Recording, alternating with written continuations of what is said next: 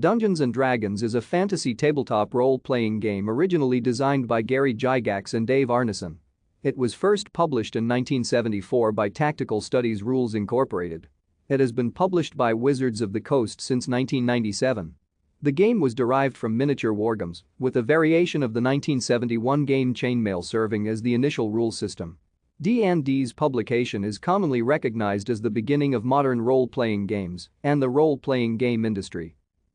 D&D departs from traditional wargaming by allowing each player to create their own character to play instead of a military formation. These characters embark upon imaginary adventures within a fantasy setting.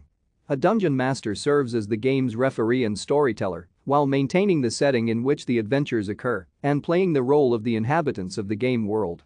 The characters form a party and they interact with the setting's inhabitants and each other. Together they solve dilemmas, engage in battles, explore, and gather treasure and knowledge. Thank you for watching.